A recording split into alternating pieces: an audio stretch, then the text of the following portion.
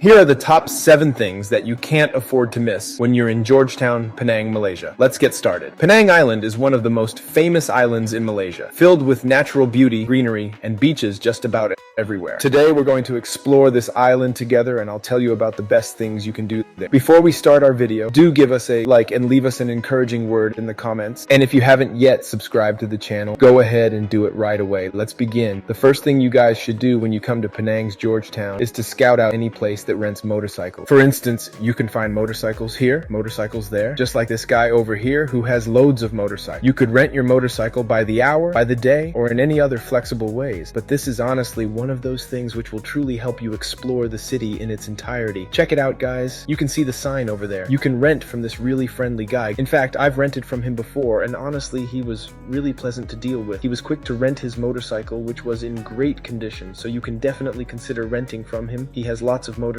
available. So in short, this is the first thing you must do, the most important thing. But guys, make sure you know how to ride a motorcycle, because if you don't, it would be pointless to rent one, or it would be really tough for you. The roads here could potentially be a bit challenging, so if you don't know how to ride a motorcycle, don't rent one. Instead, get a taxi, take the public transport, or basically use any other means available, but do not put your life and others at risk. The second thing you could do is to visit Penang's Botanical Garden. It is truly a beautiful place. The garden is surprisingly large, open, and it offers wonderful natural scenery. In addition, visiting here is free. Stroll around leisurely, getting to discover it at your own pace. You'll find many diverse types of plants and trees. I understand, of course, that this place might not be on everyone's must-visit list, but many among us do enjoy open green spaces like this. The nice thing about it is that it's free, and you can relax and enjoy its atmosphere at your leisure. Also, guys, you'll find monkeys roaming around the park, like this cute little one over there. Is he coming our way? Look out. Honestly, monkeys are one of the animals I really fear because they've chased me twice before. And with that, we've completed our tour of the Botanical Gardens. Now onwards to the next spot,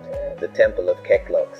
It is a truly unique temple and is the largest Buddhist temple in Malaysia. The architecture of the temple has been influenced by Thailand, Myanmar, and China. The architecture, in all honesty, is the sole reason that may make us want to visit a place like this, just to admire its beautiful architecture. The temple is extremely significant for Buddhists. For them, it's a pilgrimage site where they visit at a specific time of the year to fulfill their religious obligations. Inside the temple, you will find numerous beautifully carved statues, all of them representing Buddhism, and you'll find that the same statue has been carved approximately 1,000 times. Additionally, you'll find a giant statue, just like the one you see before you. Honestly, the architecture of this temple is beautiful, and as I told you earlier, it's the sole reason that may motivate you to visit a place like this, to admire its architecture and to learn about the different cultures. The entrance to this temple is also free, so you can go and have a look at something entirely different, appreciate its beautiful architecture, and learn more about the Buddhist culture, how they think, what they do, and so on. This place was one of the best places where I've watched a sunrise. In fact, I woke up early that day specifically to go and watch the sunrise from there. Honestly, guys, the view you see before you right now is one you simply cannot miss. Of course, it looks far nicer in reality than on screen. I highly recommend that you go and watch the sunrise from this place. You can reach this place by typing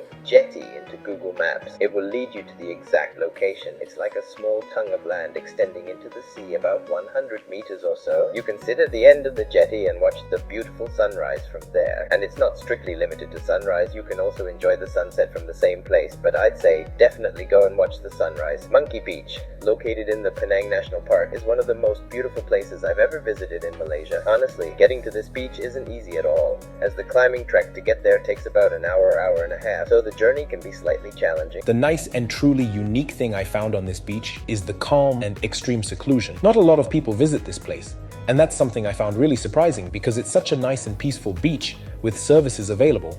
You'll find people out there making food and serving drinks and everything. And even the prices weren't considered tourist prices. They were rather regular, maybe slightly higher than usual. But in a place like this, we always expect the price to be multiplied by a lot. Besides that, the water is really nice and you can enjoy the beach under the shade in an absolute serenity. The night markets that are available in Penang might not be amazing, to be honest, like in other countries or other cities in Malaysia. Honestly, I visited the night market in Penang and I was not very impressed. It seemed quite small and limited to a small street. But of course, you can easily try a lot of different things there in a short time. You can try a lot of street food, sweets, and many other things, but the place itself wasn't very big or impressive. I have seen a lot of better markets in other places, but you wouldn't lose anything by visiting it if you're in Penang, as it's the only night market there, so you really don't have any other choice but to visit it if you're there. The Penang Hill, or Telegraph Hill, is very famous for its cable cars that take you to the top, which is considered the highest point in Penang. You can see the whole island from the top, and there's a path that you can take to climb the hill. Or you could also go for a climbing trip that might take an hour to an hour and a half, and this would be free. You wouldn't have to pay anything to do this climb, and the other option is to take the cable cars